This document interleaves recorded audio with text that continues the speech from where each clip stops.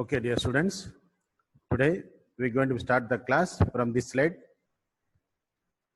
that is importance of national income. National income is of great importance for the economy of your country. Nowadays, the national income is a great regarded as the account for the economy. That is, whatever is action taken is entered in the national income. That's why they are called a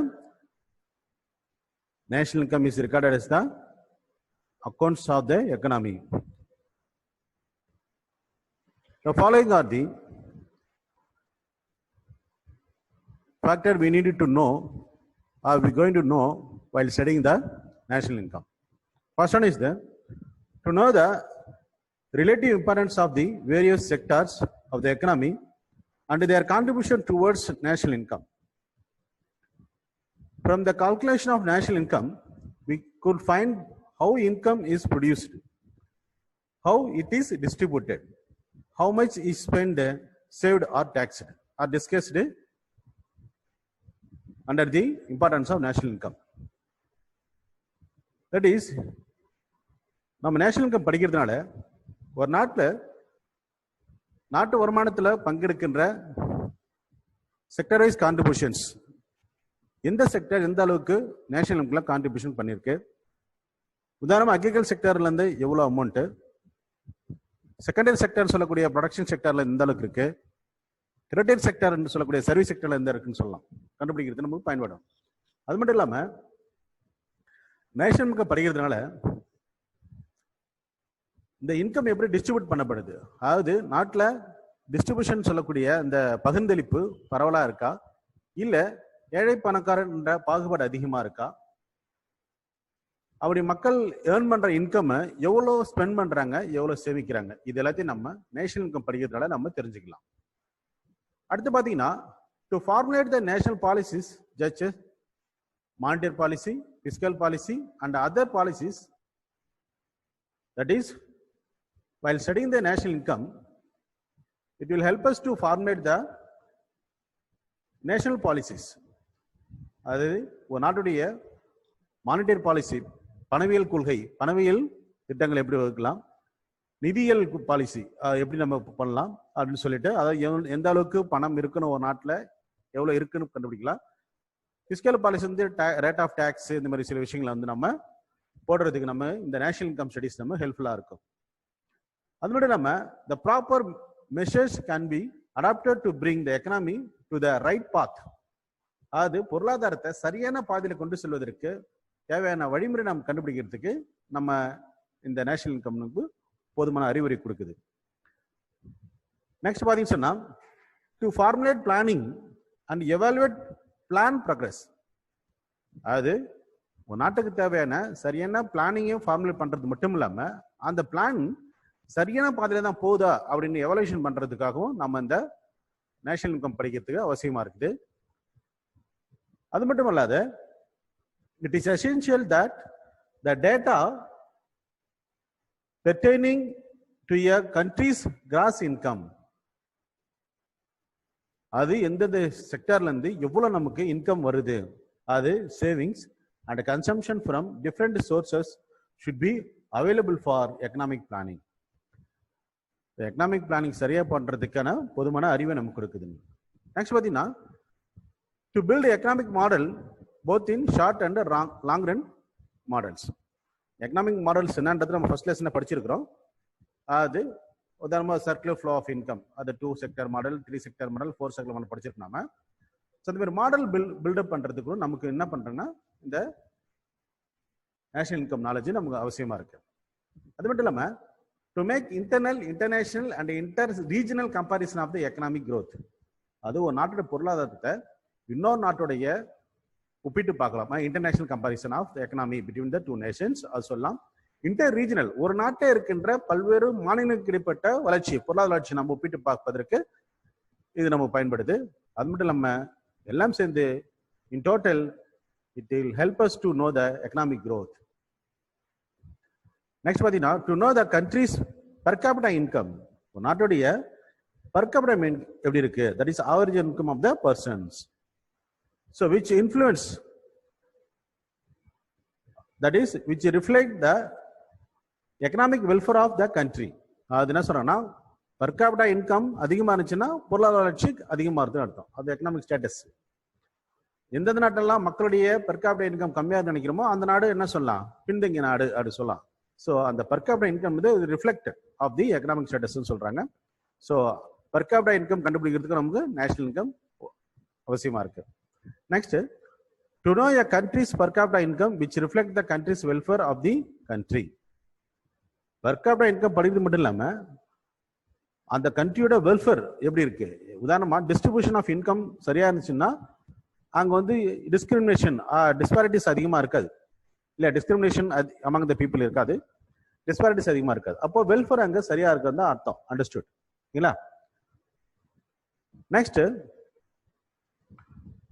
அதான் இந்த ஹெடிங்ல சொல்றாங்க, to know the distribution of income for various factors of production in the country. அதாவது வருமானத்தை எப்படி பரவலாக பங்கிடப்படுகிறது, அதாவது லேண்டு, லேபர், கேபிட்டல், ஆர்கனைசேஷன், இந்த ஃபேக்டர்ஸ் ப்ரொடக்ஷனுக்கு இதுக்குள்ள இந்த வேஜஸ், ரெண்ட், இன்ட்ரெஸ்ட், ப்ராஃபிட் இதெல்லாம் எப்படி நம்ம சரியா பங்கிடுறாங்க அப்படின்றத பத்தி நம்ம தெரிஞ்சுக்கிறதுக்கு இந்த நேஷனல் இன்கம் நமக்கு பயனுள்ளதா இருக்குது. அது மட்டும் இல்லாம மேக்ரோ எக்கனாமிக் வேரியபிள்ஸா கருதக்கூடிய அந்த ஜிடிபி, அதோட ரேஷியோ, பிசிக்கல் டெபிசிட், நெக்ஸ்ட் வந்து பார்த்தீங்கன்னா தட் இஸ் பிசிக்கல் டெபிசிட், அப்புறம் ஜிடிபி ரேஷியோ, டெப்ட் and GDP ratio, tax and GDP ratio, current account deficit and GDP ratio, இது எல்லாத்தையும் நம்ம வந்து ஒப்பிட்டு பார்ப்பதற்கு நமக்கு அந்த மேக்ரோ எக்கனாமிக்ஸ் நாலேஜை பெறுறதுக்கு நமக்கு இந்த நேஷனல் இன்கம் பயனுள்ளதா இருக்குது. So this is the importance of national income. இது ஒரு கொஸ்டினாவே கேட்கலாம். ஓகே, நெக்ஸ்ட் பார்க்கலாம். Next, difficulty in measuring national income. அதாவது ஒரு நாட்டு வருமானத்தை கணக்கிடும் பொழுது நாம சில சவால்களை சந்திக்க வேண்டியது இருக்கும். அதுதான் நம்ம என்ன பண்றோம், டிஃபிகல்டிஸ் இன் நேஷனல் இன்கம்னு படிக்கிறோம். நம்ம உதாரணமா வருமானம் கணக்கெடுக்கும் போது சில தவறுகள் நடக்கலாம். அது அன்எக்ஸ்பெக்டடா சில விஷயம் நடக்கலாம், சில விஷயங்கள் ஹியூமன் எரர் இருக்கும், ஸ்டாட்டிஸ்டிக்கல் மிஸ்டேக் இருக்கலாம், நிறைய விஷயங்கள் அப்படி இருக்கு. ஸோ அதை பற்றி தான் நம்ம இந்த டாபிக்ல படிக்க போறோம். In India, the existence of unorganized sector and non-monitoring activities are major causes of difficulty to calculate or valuate the national income. அதாவது இந்தியாவை பொறுத்த வரைக்கும் இன்னமும் பார்த்தீங்கன்னு சொன்னா நம்ம பிரைமரி செக்டர் தான் நம்பி இருக்கோம். அதுலயே ரூரல் பிளேஸ்ல பாத்தீங்கன்னா, ரூரல் ஏரியாவில் அன்ஆர்கனைஸ் செக்டர்னு இருக்கு. அதாவது அதோட உற்பத்தியை சரியா மானிட்டர் பண்ண முடியாத சூழ்நிலை இருக்கு இல்லையா, அதான் அன்ஆர்கனைஸ் செக்டர். அது அக்கௌண்டபிலிட்டி இல்லாத ஒரு செக்டர் சொல்லலாம். அதுல இருந்து வருகின்ற வருமானம் உற்பத்தி சரியா கணக்கிடுறது இல்லை, அது மார்க்கெட் பண்றதே கிடையாது. சில விஷயங்களை பார்த்தீங்கன்னா கிராமப்புறங்களில் நம்ம மார்க்கெட் பண்ற, உற்பத்தி பண்ற விஷயங்களை மார்க்கெட் பண்றதே கிடையாது. மார்க்கெட் பண்ணாதெல்லாம் அதோட ஆக்சுவல் வேல்யூ நம்ம கண்டுபிடிக்க முடியல, because they are using for self consumption. இந்த மாதிரி நிறைய விஷயங்கள் சொல்லலாம் நம்ம. Okay, we go by the one by one. First one is the difficulties of measuring the transfer of payment. அதாவது first one is the transfer of payment சொல்லுவாங்க. அது government old age pension கொடுக்குறாங்க, அன்எம்ப்ளாய்மெண்ட் பர்சனுக்கு allowance கொடுக்குறாங்க, சில subsidy கொடுக்குறாங்க. So இதெல்லாம் பார்த்தீங்கன்னு சொன்னா income received by the person without making any effort. அதாவது எந்த ஒரு எஃபோர்ட் இல்லாம, அதாவது ப்ரொடக்ஷன் ஆக்டிவிட்டிஸ் இன்வால்வ் ஆகாமலே உங்களுக்கு இன்கம் கிடைக்குது. நாம இந்த இன்கம்ல நம்ம என்ன பண்ணக்கூடாதுங்க, நேஷனல் இன்கம் எடுத்துக்கூடாது, கால்குலேஷன் எடுத்துக்கூடாது. அப்படி எடுத்துக்கிட்டோம்னு சொன்னா அது டபுள் கவுண்டிங் ஆயிடும். ஏன்னா கவர்மெண்ட் கொடுத்த அந்த பென்ஷனோ அந்த அலவன்ஸோ பார்த்தீங்கன்னு சொன்னா இன்னொருத்தங்க உற்பத்தியிலிருந்து வந்து அது என்ன சொல்ல வரேன்னா அது ஆல்ரெடி கவுண்ட் பண்ணிடுச்சு. This is income generated by some other production activities. The person who is going to be received by pension or through pension or unemployment allowance, அவங்க வந்து எந்த வேலை செஞ்சுட்டு வாங்கல.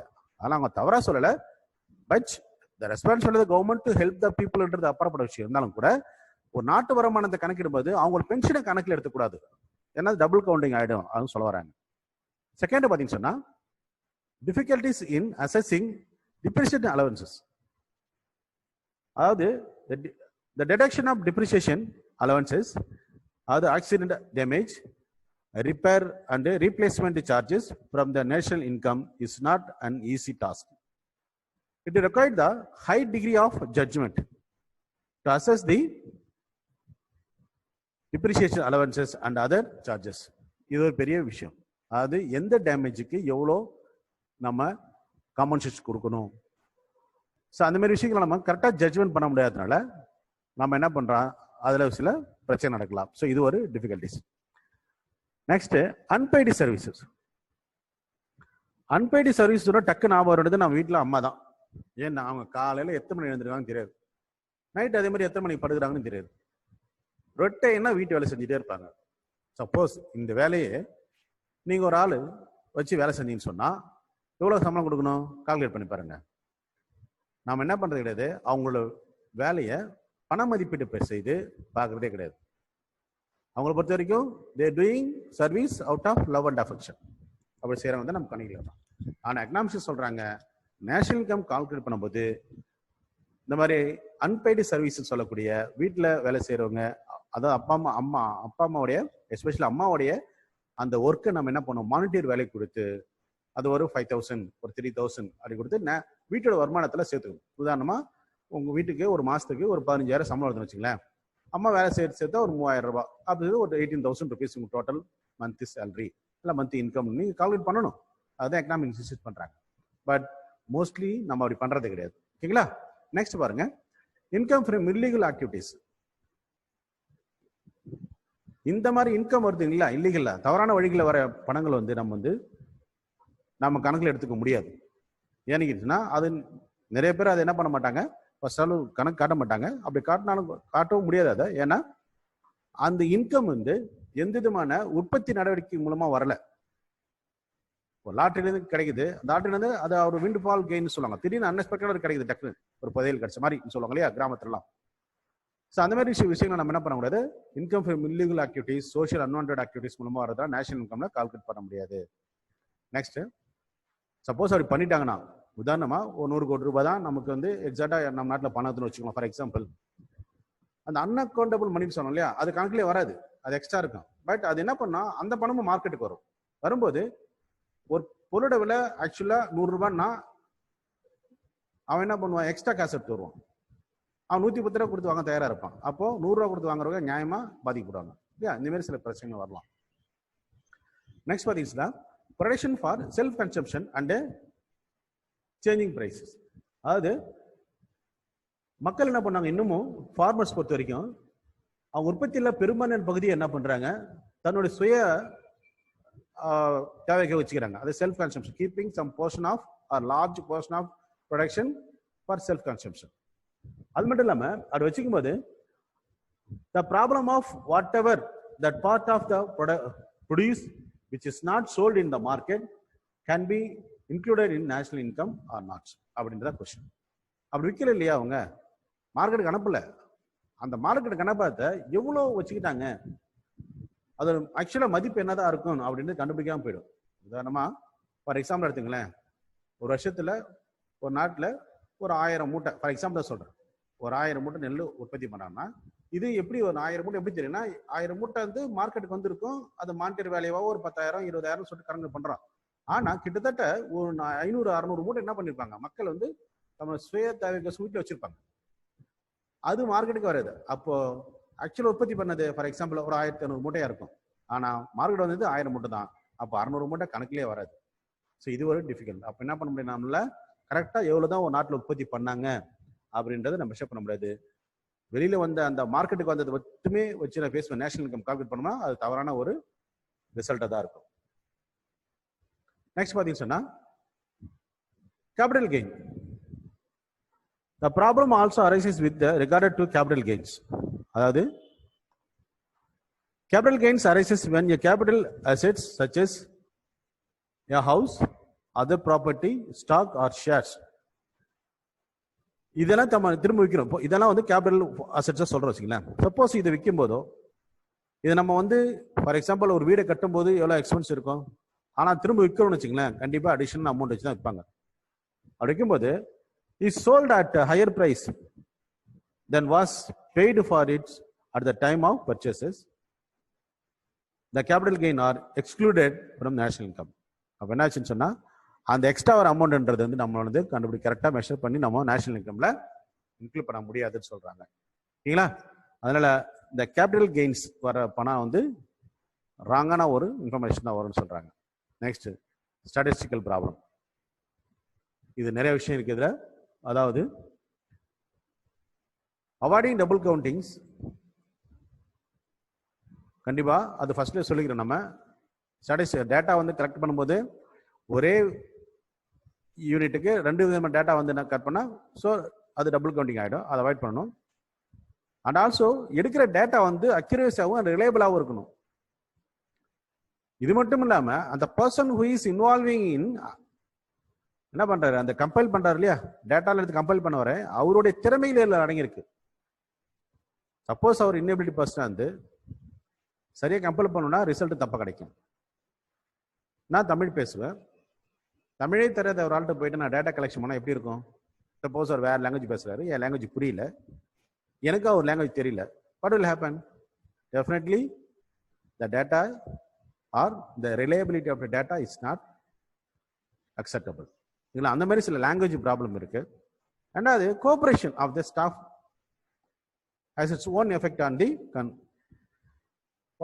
in the conclusion அது ரிசல்ட். அது ஒரு ஸ்டாஃப் பண்றது இன்னொரு ஸ்டாஃப் கோஆபரேஷன் பண்றது கிடையாது இல்ல. ஸோ இந்த மாதிரி சில விஷயங்கள்லாம் பார்த்தீங்கன்னா நம்மளால சரியான ஒரு ரிசல்ட்டை கொண்டு வர முடியாத சூழ்நிலை நம்ம வந்து பார்த்துட்டு இருக்கோம்.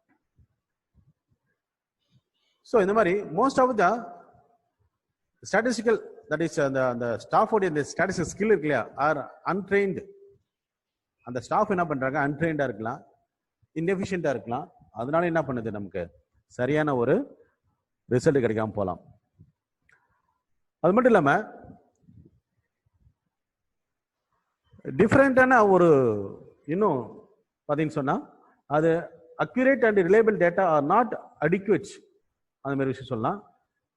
ஸோ இதெல்லாம் பார்த்தீங்கன்னு சொன்னா இன் ஷார்ட்டா சொன்னா தேர்ஃபோர் நேஷனல் இன்கம் பார்த்தீங்கன்னா estimates in our country are not very accurate or adequate சொல்லலாம். உதாரணமா நம்ம நாடு பார்த்தீங்கன்னா பறந்து விரிந்த ஒரு பகுதி, பல மொழிகளை பேசக்கூடிய மக்கள் இருக்கிறாங்க, அங்க பல்வேறுபட்ட சூழ்நிலை வாழக்கூடிய மக்கள் இருக்காங்க.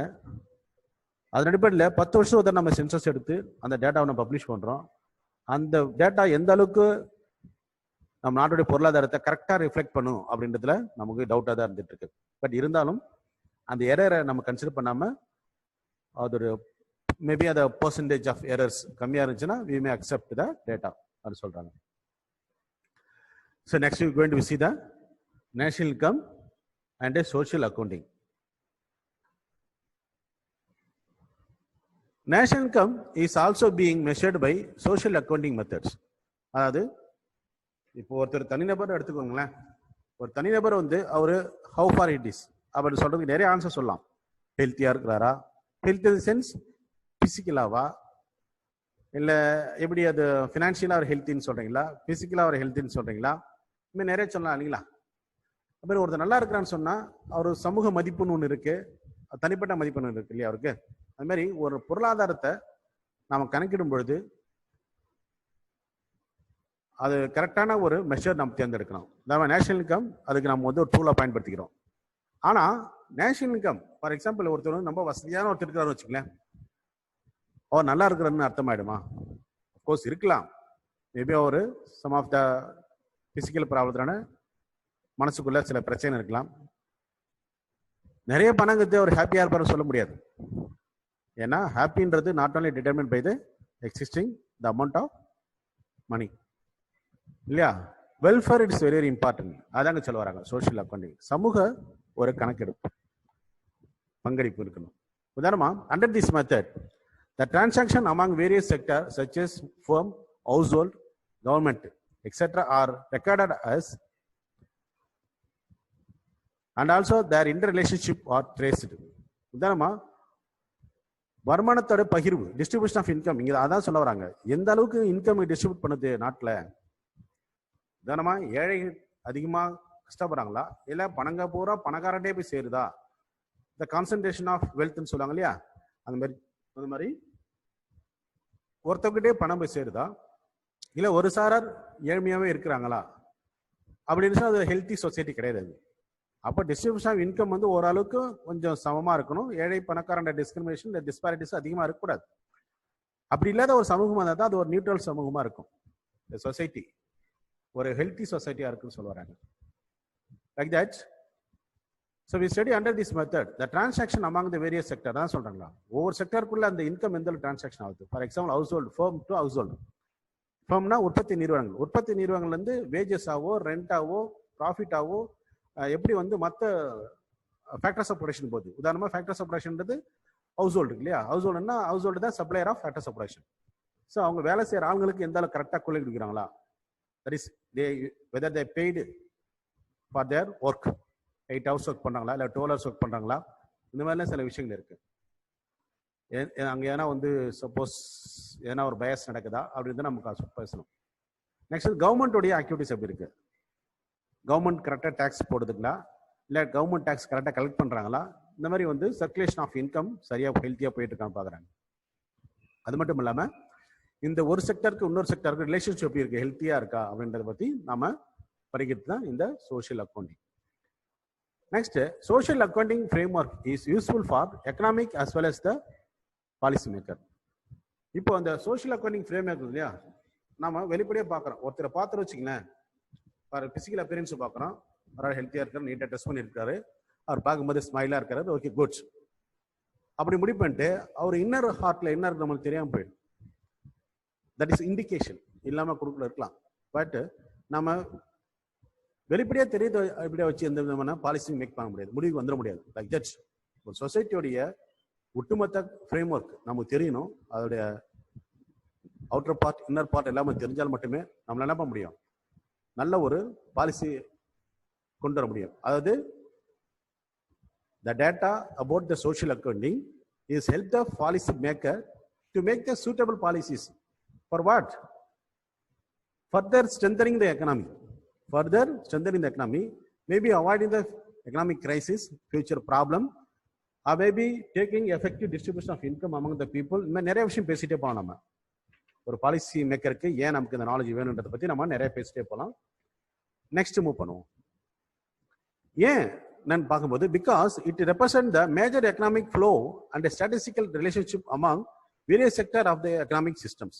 சொல்றாங்க பார்த்தீங்களா, சோஷியல் அக்கௌண்டிங்கிறது என்ன சொல்லுதுன்னா, சமுதாயத்தில் அதாவது ஒரு சொசைட்டியில் ஒரு செக்டருக்கு இன்னொரு செக்டருக்கு எந்த அளவுக்கு ரிலேஷன்ஷிப் இருக்கு, ஸ்டாட்டிஸ்டிக்கல் ரிலேஷன் சொல்றாங்க. அது புள்ளி விவரங்கள்னா அமௌண்ட் ஆஃப் அதை பற்றி பேசுறாங்க.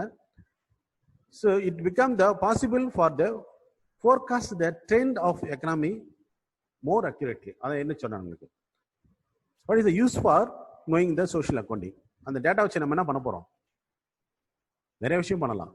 ஒண்ணுதான் என்ன சொல்றாங்க, to forecast the trend.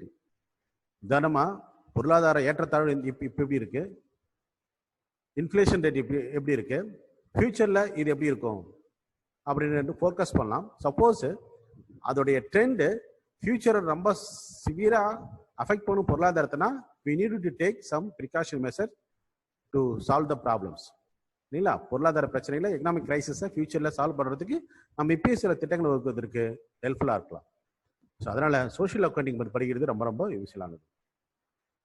Next பார்த்தீங்கன்னா social accounting and sector. So under these methods இதுக்கே என்ன படிக்கணும்னு சொல்லுங்க, the economy is divided into several sector. Economy அப்படின்னு சொன்னா பொருளாதார முறையை நாம என்ன பண்றோம், டிஃபரெண்ட் செக்டரை பிரிக்கிறோம். A sector is grouped of individual or institution having common interrelated economic transaction. The economy is divided into the following sectors. என்ன சொன்னா, a sector is a group of individuals. Sector ஆனது ஒரு குரூப் ஆஃப் இண்டிவிஜுவலா இருக்கலாம், or institutions having common interrelated economic டிரான்சாக்ஷனா இருக்கலாம். புரியுங்களா? So அதன் அடிப்படையில் நம் நாட்டில் இருக்கின்ற பொருளாதார அந்த சோஷியல் அக்கௌண்டிங் செக்டர்ஸ் நம்ம என்ன பண்றோம், கேட்டகரைஸ் பண்றோம் ஒரு 5 வகையாக. First one is the firm, household. அது first one firm, second is household, third one is the government, Last is that is government and rest of the world சொல்லுவாங்க and capital sector. ஓகேங்களா? First எடுத்துக்கோ firm undertake productive activities.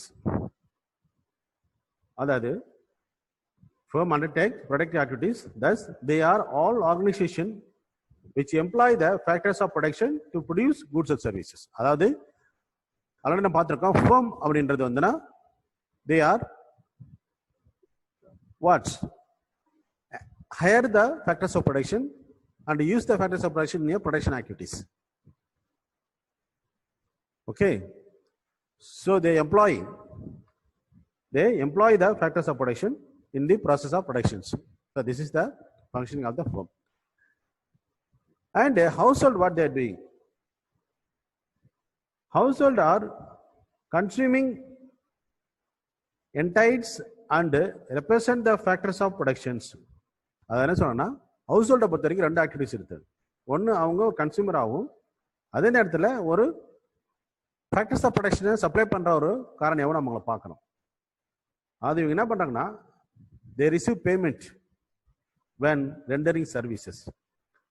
அதாவது who receives payment from services rendered by them to firms. அது நிறுவனத்தில் போய் வேலை செய்வதனால அவங்களுக்கு பணம் கிடைக்குது. அதே நேரத்தில் household consumes the goods and services that are produced by the firm. அது ஹவுஸ்ஹோல்ட கன்சியூமராகவும் சப்ளையராகவும் பார்க்குறாங்க. கன்சியூமர்னா உற்பத்தி பண்ண பொருட்களை வாங்கக்கூடியவராகவும், சப்ளையர்னா ஃபேக்டர்ஸ் ஆஃப் ப்ரொடக்ஷன் சப்ளை பண்ணுறவரும் பார்க்குறாங்க. Next government. Government sector refers to the economic transaction of public bodies to at all level, center, state and local. அது கவர்மெண்ட்னு சொன்னால் நம்மளுடைய ஒரு பார்ட் ஆஃப் த கவர்மெண்ட் எடுத்துக்கூடாது. This is from top to bottom. அது central கவர்மெண்ட்லேருந்து local bodies வரைக்கும் நம்ம பேசணும்.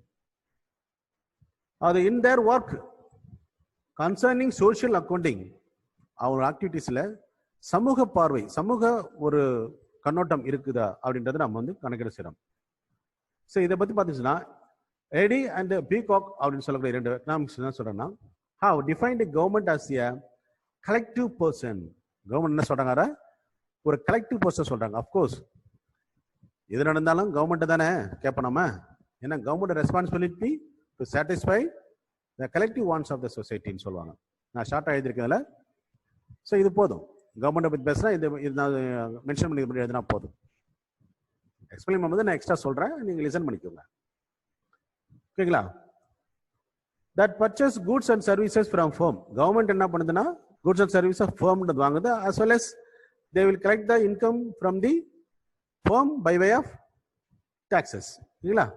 அது மட்டும் இல்லாமல் பப்ளிக் பாரோயிங், அரசாங்கம் என்ன பண்ணுதுன்னா அது தேவைக்கு யோசனை வந்து பப்ளிக் பாரோயிங். உதாரணமாக இப்போ மணியோட சர்க்குலேஷன் அதிகமாக இருக்குது சொசைட்டிலன்னு சொன்னால் ஓப்பன் மார்க்கெட் சிஸ்டம்னு சொல்லி ஃபாலோ பண்ணி என்ன பண்ணுவாங்க, சமுதாயத்தில் எக்ஸஸ் பணத்தை வந்து எடுத்துக்குவாங்க. எடுத்துட்டனால to maintain the price level. So அதுக்காக நிறைய ஆக்டிவிட்டிஸ் இருக்குது. அது ஒரு முக்கியமான ஆக்டிவிட்டிஸ், பேரியல் பொருளாதார ஆக்டிவிட்டிஸ் கருதுறாங்க.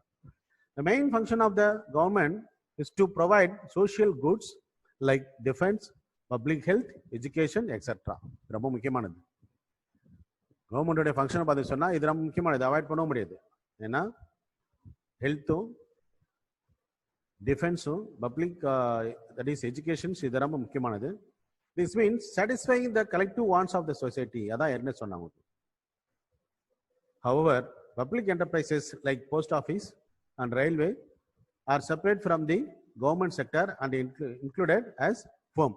Of course, இவங்கெல்லாம் பார்த்தீங்கன்னா அந்த நான் கீழே சொன்ன அந்த railway station, railway, post office பண்ணால் அவங்க வந்து சர்வீஸ் பண்ணுறது they charge some money for their services. ஓகேங்களா? பட் ப்ராஃபிட் எய்ம் கிடையாது, அதுலேயும் சோஷியல் தாட் இருக்கு. இருந்தாலும் அதை நம்ம வந்து கரெக்டாக கவர்மெண்ட் செக்டராக அதை நம்ம வெல்ஃபேர் ஓரியன்டாக எடுத்துக்கூடாது. ஓகேங்களா? Next rest of the world. Rest of the வேர்ல்டை பொறுத்த வரைக்கும் நம்ம என்ன பண்ணுறோம்னா to study the relationship between international economics, வெளிநாட்டு பொருளாதாரத்தோடைய எந்த அளவுக்கு நம்ம ஹெல்த்தி ரிலேஷன்ஷிப் இருக்கு, and discuss all transaction among the countries. Export import பண்ணா பொருள் மட்டும் இல்லை, export of and import of goods and service, அதை பற்றி நம்ம படிக்கிறோம். Of course The growth of an economy is also determined by the external relationship. ஏன்னா எந்த நாடும் தனக்கு தேவையான பொருட்களை முழுசா நம்மகிட்ட கொண்டது இல்லை இல்லையா? அப்போ we need to have a relationship between the other nations. Each sector of the above has its own impact on the that is with one others. அதாவது நம்ம மேல சொன்னோம் இல்லையா, firm, household, government and the rest of the world. இதெல்லாம் பார்த்தா நம்ம capital ஒரு விஷயத்தை நம்ம வந்து பார்க்கணும். இல்ல capital sector refer to savings and investment activities. Savings and investment activities. It includes the transaction of banks, insurance, corporation, financial houses and other agencies of the money market. நம்ம என்ன சொல்லிருக்கோம், நம்ம ஆல்ரெடி உங்களுக்கு தெரியும், கேபிட்டல் அப்படின்னு பேசினாலே நம்ம பணம் சொல்லணும் இல்லையா? ஏன்னா ஒரு நாட்டில் பொருளாதாரத்துக்கு the flow of capital is very very important. அதோட எஃபெக்டிவ்னஸும் ரெகுலாரிட்டியும் ரொம்ப முக்கியமானது. அந்த வகையில் these are not included under firm. These agencies merely provide financial assistance to the firm and activities. அதாவது என்ன சொன்னா, இந்த பேங்கிங் செக்டர் அதாவது கேபிட்டல் செக்டர் நம்ம இந்த ஃபர்மை கன்சிடர் பண்ணக்கூடாது. அவங்களாம் யார்? அவங்கலாம் they provider of financial assistance to the capital sector, that is firm, household, even government also. So this is that's why we said each sector of the above has its own impact on one with others. Next, the healthy functioning of each sector. அது ஒரு நாட்டோடைய மேல இருக்கிற அந்த ஃபங்க்ஷனுடைய அந்த எல்லா செக்டரோடைய healthy function ரொம்ப முக்கியமானது. For good, that is the good indicator of the development. Finally, assessing the sectoral contribution of primary, secondary and tertiary sector in GDP, finding out how far this section interrelated and balancing the social responsibilities also considered as one of the important point. Next, national income and welfare. That is, already I told you, welfare is something different from the income. Of course, income is very, very important for welfare, but income alone not to decide the welfare of a nation as well as the individual. Nation income is considered as an indicator of the economy well-being of a country. Of course, என்ன சொல்றீங்க இல்லையா, ஒரு நாட்டோட பொருளாதாரம் அந்த national income வந்து அதிகமானுச்சுன்னா அந்த நாடு வளர்ந்த நாடு, வசதியான நாடுன்னு சொல்றோம் நம்ம. ஏன்னா அந்த நாட்டுடைய மக்களுடைய பெர் கேபிட்டல் இன்கம் நல்லா இருக்கும், everybody having very good living standards, அதனால வந்து ஓகே வெல் பீயிங் அப்படின்னு சொல்லிடலாம் நம்மன்னு சொல்றாங்க. இது ஒரு ஜெனரலான ஒரு விஷயம் தான், இண்டிகேட்டர் தான் இல்லைங்களா? The general indicator of the economic progress is GDP, per capita income. The general outlook is that the higher GDP, per capita income is an indicator of development. புரியுதுங்களா? அது சொல்லுங்க, வெளிப்பார்வையிலிருந்து பார்க்குறோம் இதான். அதாவது ஜிடிபி அதிகமானுச்சுன்னா நாடு உயர்ந்த நாடு, வளர்ந்த நாடு. பர் கேபிட்டா இன்கம் அதிகமானுச்சுன்னா அதாவது தலா வருமானம், இண்டிவிஜுவல் இன்கம்லயே ஆவரேஜ் இன்கம் சொல்றோம் இல்லையா, அது அதிகமானுச்சுன்னா அந்த நாட்டில் இருக்கிறவங்களாம் நல்லா லைஃப்ல வெல் செட்டில்டு அப்படின்னு சொல்லலாம் அப்படின்னு ஒரு அசம்ஷன் இருக்குன்னு வச்சுக்கலாம். பட் இது மட்டுமே கிடையாது. A country with a high per capita income is supposed to enjoy great economic welfare with a higher standard of living. But next தான் நம்ம பார்க்கணும், the reality is not so. அப்படின்னா அர்த்தம் வசதியாகிறவங்க பூரா சந்தோஷமாக்குறாங்க, நலமாக்குறாங்கன்னு சொல்ல முடியாது. உண்மை என்பது வேறு. That is, the real development is based on the quality of life. Quality of life என்ன அர்த்தம்? ஹெல்த் வைஸ் எப்படி இருக்கிறாங்க, எஜுகேஷன் ஸ்டேட்டஸ் எப்படி இருக்கு, அந்த நாட்டுடைய என்வரான்மெண்ட் கண்டிஷன் எப்படி இருக்கு, மக்கள் பிறந்ததுல இருந்து எவ்வளவு தூரம் வாழ்றாங்க, லைஃப் எக்ஸ்பெக்டன்சி அட் பர்த்னு சொல்லுவாங்க. உதாரணமா ஒரு 80 வயசு வரை வாழறாங்களா பிறந்ததுல இருந்து, இல்ல ஒரு 100 இயர் டச் பண்றாங்களா, இல்ல 45 65 அந்த ரேஞ்சில் அவங்களுக்கு தவிர்க்க விட சூழ்நிலை ஏற்படுதா அப்படின்னு நாம பார்க்கணும். இப்போ எந்த நாட்டுல ரொம்ப ஹெல்த்தியாகவும் நல்ல குட் எஜுகேஷன்ஸோடவும் வெரி குட் என்வரான்மெண்டோடவும் லாங் லைஃப் இருக்கிறாங்களோ அந்த நாடு தான் வெல்பீயிங்னு சொல்ல முடியும். சரிங்களா? அதை தவிர்த்து பணம் நிறைய வச்சிருக்கவங்க தான் சந்தோஷமா இருக்கிறாங்க, வளர்ந்த நாடுன்னு சொல்றது அவ்வளவு பொருத்தமா இருக்காது. பிகாஸ் எக்ஸஸ் யூஸ் ஆஃப், ஏன் இதை சொல்ல வரேன்னா, எப்பயுமே நம்ம வந்து நிறைய சாப்பிட்டா நல்ல ஹெல்த்தியா இருக்குன்னு சொல்ல முடியாது.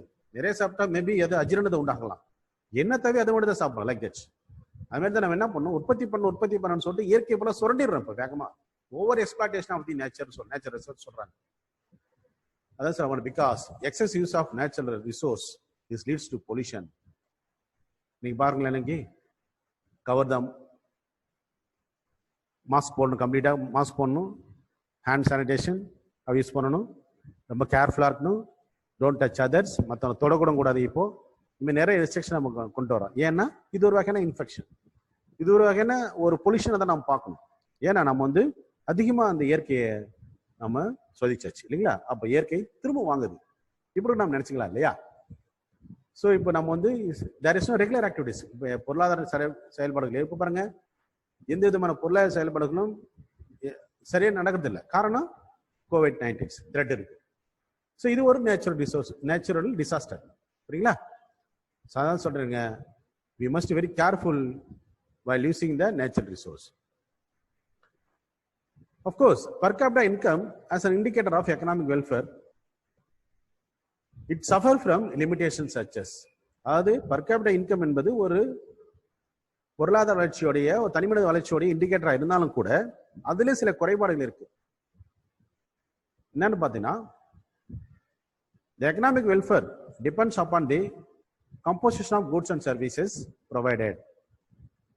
That is, what is the proportion of goods produced is whether it is consumer goods or luxury goods. Of course, வருமானம் வந்து எப்படியெல்லாம் வரலாம். ஃபார் எக்ஸாம்பிள், இங்க கஷ்டப்பட்டு உழைக்கிறவங்களும் வருமானம் வாங்குறாங்க, இல்லீகல் ஆக்டிவிட்டிஸ், சோஷியலி அன்வான்ட் ஆக்டிவிட்டிஸ்லையும் வருமானம் சம்பாதிக்கிறாங்க. ஆனா விச் இஸ் குட் அப்படின்னு நம்ம கிளாசிஃபை பண்ணி பார்க்கணும். இந்த மாதிரி நிறுவனங்கள் பொருட்களை உற்பத்தி பண்ணுது, firm producing goods and earn income, but we must find out whether producing consumer goods or any luxury goods, because luxury goods will not lead to any welfare, because we need more consumer good because to satisfy the human wants. Okay, if any country lacking in the side of consumer good, even it is attained the development, that country may not having,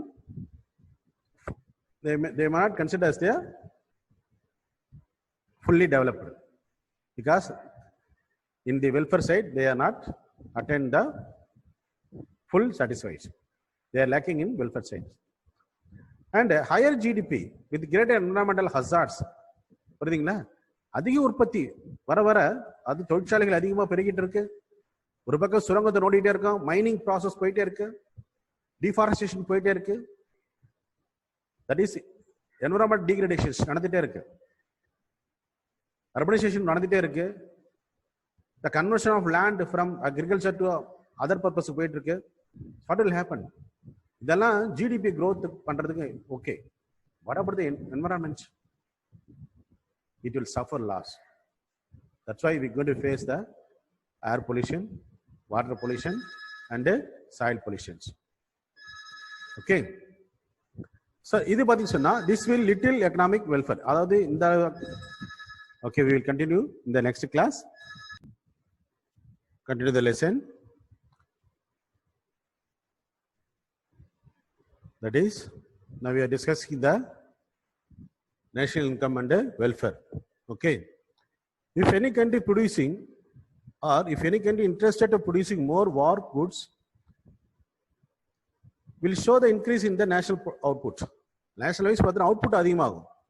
But that output at any cost will never create any welfare. இல்ல, அந்த வெடிகுண்டையும் missiles வச்சுக்கிட்டு என்ன welfare இருக்காதுல்ல. So ப்ரொடக்ஷன்னா எல்லாம் production ஆகிடுது இல்லையா. Next பார்த்தீங்கன்னு சொன்னா, an increase in per capita income may be due to the unemployment of women and their children for carrying workers to work for long hours, but it will not promote economic welfare. என்ன சொல்றாங்கன்னா, நிறைய உற்பத்தி பண்ணா நிறைய income வரும், நிறைய GDP growth ஆகும், per capita income growth ஆகும் நினைச்சிட்டு, சப்போஸ் சம் ஆஃப் த என்ன பண்றாங்க, நீ ஃபோர்ஸ் பண்றாங்க, நீ ஒர்க்கர்ஸ் பெண்களும் சரி குழந்தைங்களும் சரி ஒர்க்ல ஃபோர்ஸ் பண்ணப்பட்டு they force to work for long hours beyond 8 hours.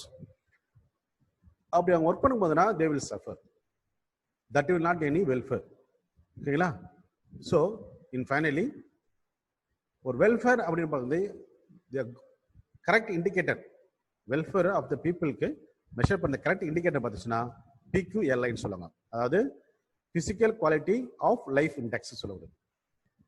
Is considered as the better indicator of economic welfare. It includes the standard of living, life expectancy at birth and literacy. அதாவது மக்கள் வந்து நல்ல ஹெல்த்தியா இருக்கிறாங்க, welfare நல்ல வெல்ஃபேர்னு சொன்னா அவங்க எப்படி இருக்குன்னு சொன்னா பிசிக்கலி தேர் சவுண்ட், பிசிக்கல் குவாலிட்டி அவங்களுக்கு சரியா இருக்கணும், லைஃப் எக்ஸ்பெக்டன்சி இருக்கணும். அது பிறந்ததுலேருந்து 0 ஏஜ்ல இருந்து எத்தனை வருஷம் அங்கே வாழறாங்கன்றது ஒரு கணக்கு இருக்கு. ஸோ இதுதான் இது நம்ம இருந்துச்சு சொன்னா we came to conclusion என்ன சொல்றாங்க, they having very good standard of living. அது மட்டும் இல்லாம லைஃப் எக்ஸ்பெக்டன்சி நம்ம நீண்ட நாளைக்கு வாழறாங்க ஹெல்த்தியா அப்படின்னு நம்ம புரிஞ்சுக்க முடியும். நெக்ஸ்ட் பார்த்தீங்கன்னு சொன்னா national income and erosion of national wealth. இது ரொம்ப முக்கியமான டாபிக் பாருங்களேன். ஃபார் அச்சீவிங் ஹையர் ஜிடிபி, பொதுவாக நாடுங்க உலக நாடுகள் வந்து நிறைய ஜிடிபி growthல வரணுன்றதுக்காக large natural resource are being depleted or damaged. இயற்கை வளங்களை சுரண்டிட்டே இருக்காங்க. கொஞ்ச நாளுக்கு முன்ன கூட 8 வழி சாலைகளை பற்றி நம்ம நிறைய டிஸ்கஷன் போயிருந்து.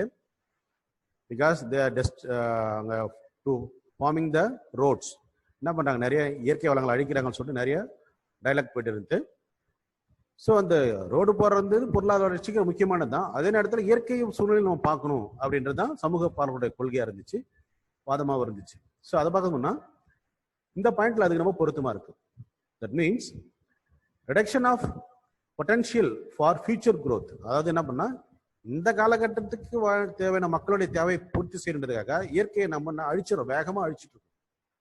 But what about the future demand and for there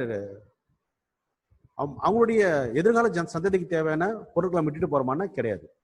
so that wills we kill the future demand அப்படின்னு சொல்லலாம் நம்ம அதை. அதனால hence it is suggested that while assessing national income, loss of natural resources should be subtracted from the national income. அது ஒரு நாட்டோட வருமானத்தை கணக்கிடும் போது அந்த வருமானத்தை உற்பத்தி பண்றதுக்காக செலவு செய்யப்பட்ட அந்த வருமானத்தை உற்பத்தி பண்றதுக்காக ஏற்பட லாஸ் நம்ம கணக்கில் எடுத்துக்கணும் அப்படின்றது இந்த டாபிக்ல டிஸ்கஸ் பண்றாங்க. நெக்ஸ்ட் பார்த்தீங்கன்னா national income and it's US dollars. அதை நம்ம கம்பேர் பண்றோம். ஒரு நாட்டோட வருமானத்தை இன்னொரு நாட்டு வருமானத்தோட நம்ம வந்து கம்பேர் பண்ணி பார்க்குறோம். When Indian national income is expressed in terms of US dollar, the farmer looks very low. If purchasing power priority method is adopted, India looks better. அதாவது இப்போ நம்ம நாட்டில் வளர ஒரு ஃபார்மருடைய வருமானத்தையும்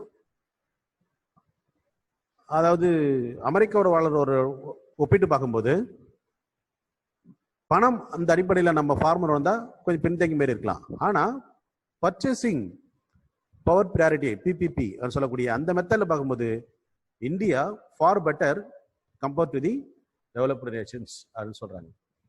நெக்ஸ்ட் பார்த்தீங்கன்னா சோஷியல் அண்ட் என்விரான்மெண்டல் காஸ்ட். இது முக்கியமான, ஏன்னா ஒவ்வொரு முறையும் பொருளாதார வளர்ச்சி ஏற்படும்போது சோஷியல் த்ரெட் இருக்குன்னு சொல்லிட்டே இருக்கிறாங்க. while producing economic goods, many environmental and social bads are also generated. நிறைய பேசிட்டோம் இதுக்கு முன்ன. அந்த எமிஷன்ஸ் சொல்லக்கூடிய நிறைய அன்வான்ட் வேஸ்ட் வந்து நம்ம வந்து அதிகமாக போயிட்டே இருக்கு, குப்பைகள் அதிகமாயிட்டே இருக்கு அப்படின்னு சொல்றோம் இல்லையா. hence they also must be considered while ensuring national income. Income ஓரியன்டா மட்டும் இல்லாம வெல்ஃபேர் ஓரியன்டாவும் இருக்கணும் ஒரு நாடுன்றதான் இந்த சிலையில் நம்ம பார்க்கிறோம். வருமானத்தை நோக்கியே ஒரு நாடு போயிட்டு கூடாது, அதையும் தாண்டி மக்கள் நலன். இப்ப பாருங்க, மக்கள் நல்லா இருக்கிறதுக்காக தான் சோஷியல் டிஸ்டன்ஸ் மெயின்டைன் பண்றோம். நிறைய லாக்டவுன் இருந்துச்சு, கவர் த மாஸ்க், ஃபேஸை மாஸ்க் போட்டு கவர் பண்ணும், ஹேண்ட் வாஷ் பண்ணும், ஹைஜீனிக்கா இருக்கணும் நம்ம பேசிட்டு இருக்கோம். எக்கனாமிக் லாஸ் வந்தாலும் பரவாயில்ல, பீப்புள் இருக்கணும்னு சொல்றாங்க. அதுல பாத்தீங்கன்னா target ultimate aim of the government பாத்தீங்கன்னா to protect the people, not to earn income. So அதாங்க பேசுறோம், அதாங்க வெல்ஃபேர் பாயிண்ட் ஆஃப் வியூல பேசுறோம் நம்ம, புரியுங்களா? ஸோ அதுதான் இந்த லெசன்ல பேசுறோம். So come to the lesson. அது சம்மரி பார்ட் வந்தீங்கன்னா, instead of the above discussions, the national income data is used as the effective tool to access, evaluate, compare and correcting economic performance of the nations. அது இவ்வளவுதான் நான் பேசலாம் கூட. National இன்கம்ல நிறைய limitation இருந்தாலும் கூட அந்த நேஷனல் இன்கம் இந்த டூலை தான் நம்ம என்ன பண்ணுறோம், நிறைய விஷயத்தை நம்ம பயன்படுத்துறோம். கம்பேர் பண்ணுறது, ஒரு நாடு இன்னொரு நாட்டோட கம்பேர் பண்ணுறதுக்கு, சரிங்களா? அது இதர் எனி மிஸ்டேக்ஸ், ஏன்னா மிஸ்டேக் இருந்துச்சுன்னா அதை கரெக்ட் பண்ணுறதுக்கு, அந்த எக்கனாமிக் பெர்ஃபார்மன்ஸை நம்ம நல்லபடியாக ஸ்ட்ரென்தன் பண்ணுறதுக்கு நம்ம என்ன பண்ணுறோம், இந்த எக்கனாமிக் டூலாக இந்த நேஷனல் இன்கம் பயன்படுத்துகிறோம். ஸோ இதுக்கு மட்டும் இல்லாமல் இந்த நேஷனல் இன்கம் டூல்ன்ற பார்த்துச்சுன்னா இது இன்டர்நேஷனல் ஏஜென்சியாக சொல்லக்கூடிய IMF, வேர்ல்டு பேங்க், ஸோ இந்த மாதிரி இன்டர்நேஷனல் ஏஜென்சியாக இருக்கணும் நம்ம இது பயன்படுத்துது. அதாவது these agencies use the national income as a tool to make many plan or future பிளானை டிசைன் பண்ணுறதுக்கு இந்த டூல் நம்ம பயன்படுத்திட்டு இருக்காங்க.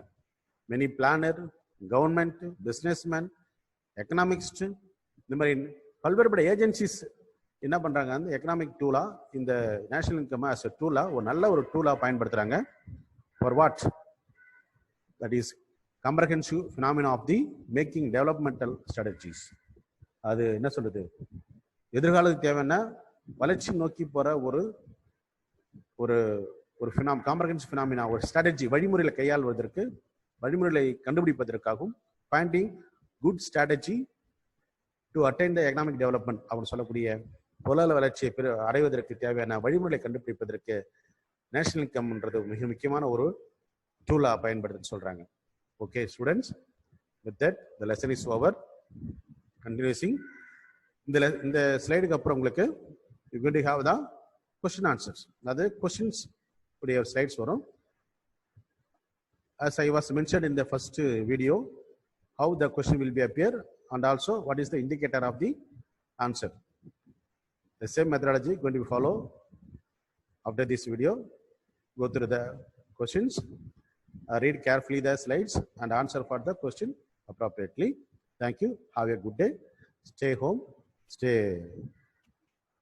long and keep the social distance as suggested by the government. Thank you.